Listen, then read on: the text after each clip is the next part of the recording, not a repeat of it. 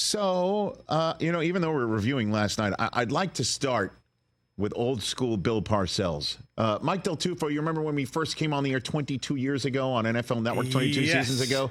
NFL Total Access. Boy, did we have a nice segment every single time Bill Parcells took to the microphone in Dallas. We called it Fresh Tuna.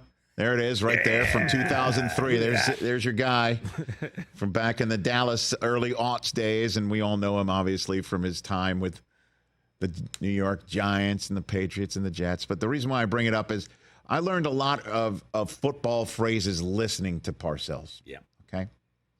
And the Monday Night Review starts with two Parcells isms that I heard. And that is, you are what you are. A lot of people say it's the you are what your record says you are, but he just went, you are what you are. And you're like, I can't believe my team's record is this. Or players would be like, I can't believe we started fill in the blank. And it's like, hey, you are what you are. And the other phrase I picked up from Bill, he would use whenever a rookie did veteran things or grew up right before your eyes, he used the phrase, he dropped his Huggies. That's what he would say. And last night, the second overall pick in the NFL draft, a lot of people said he was the most pro-ready quarterback of all the quarterbacks being drafted this year. The reigning Heisman Trophy winner, Jayden Daniels, dropped his Huggies in front of everybody on Monday Night Football last night. Did he ever? This kid, last night, when everybody thought, okay, the Bengals are 0-2 again, and they'll just do what they always do, which is start digging out of the hole, and they'll do it on Monday Night Football, that the loss at home to the Patriots was just a malfunction, not a feature. And Dan Quinn brought his team in to Cincinnati, and number 5 took to the field and did something we've never seen a rookie do in the history of the National Football League. 21 of 23. We always do the math for you here. That is 91.3% accuracy. Feel like that's good. Yeah, hey, listen, anytime your accuracy rate matches potentially the number on the dial your fans can listen to the games on, 91.3, that's good. That's a rookie record. He was 21 of 23. He missed on 2 passes. For 2 straight games now, the Washington Commanders have not punted. 2 games in a row. No punts. 2 games in a row. All of last night's drives ended in either points on the board or a kneel down. Yeah. A victory formation. A little disrespectful to the punters of people movement. I understand that, but listen, when you've got a rookie, look at the other rookies in the league right now, starting. You want to be disrespectful to your punter if you can. And it's not just, you can't say, well, was he just checking it down? He made all the throws, and when he wasn't throwing it, he was carrying it, and he was a problem. He was a problem. You didn't know when he's rolling out if he's going to keep it or throw it. So the defenders are kind of caught in between. And other guys who are like that in the league, we saw one later on or during the same thing, during the same window in Josh Allen. We saw one in Dallas and Lamar. I'm serious. That's the problem that Jayden Daniels is seeming to present just 3 games into his tenure in the NFL. And then how about this one? You want to talk about throws. Yep. I understand his first touchdown pass was to a tackle eligible, and Trent Scott dancing is one of my favorite moments already of the first 3 weeks of this season. I really needed that B-Rob TD. Big man touchdown. You got to love it. Got it? Well, B-Rob got one, and so did Eckler before he got knocked out of the game and on the ground. And Daniels got one, too, on the ground as well. But this is the one.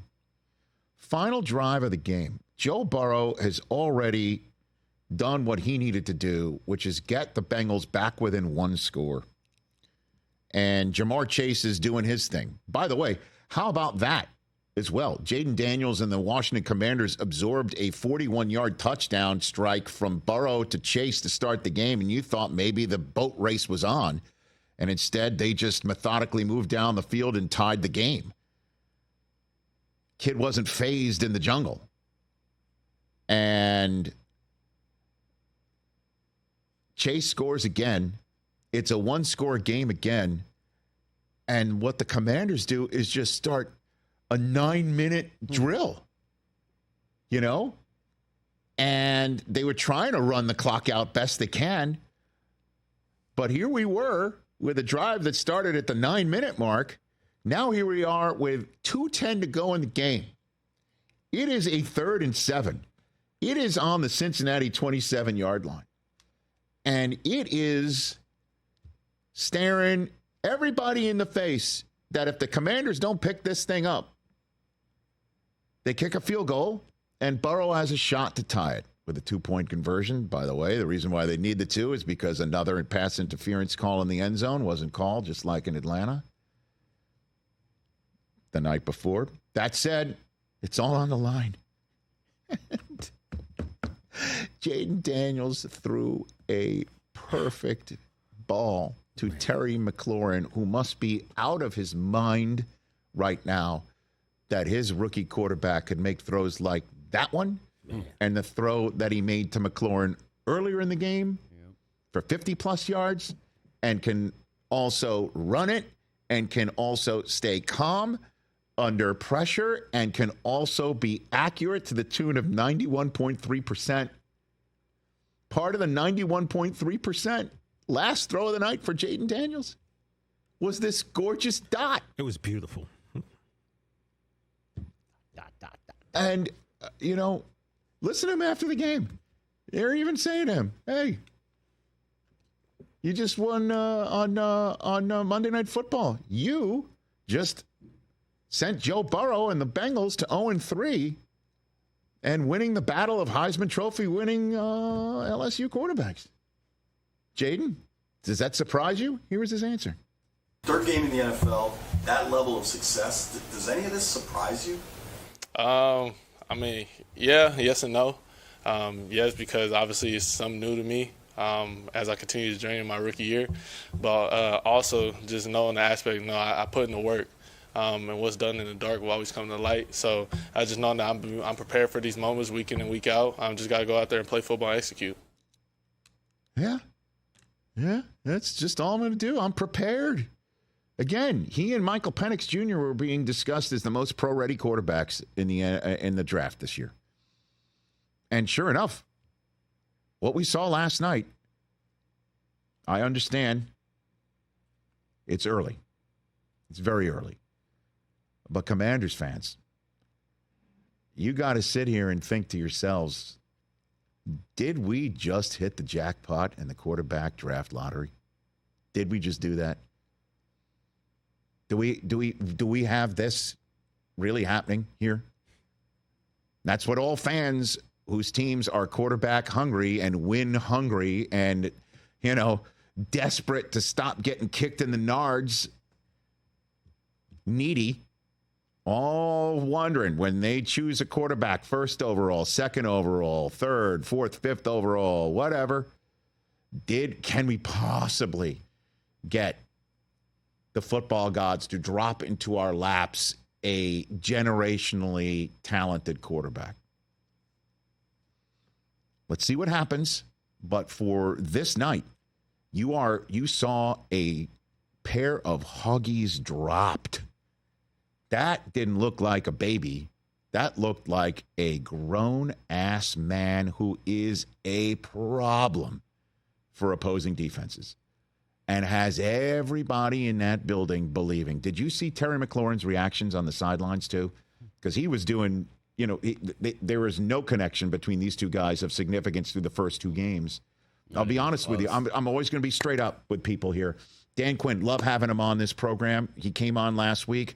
We asked for Terry McLaurin as well, and we were told that Terry wasn't up for talking because he hasn't done anything yet. He's that type of veteran, And you got to sit there and go, am I dealing with another rookie? Am I breaking anybody in? I'm sure he might not be thinking that because he sees the work being put in that Jayden Daniels was referring to.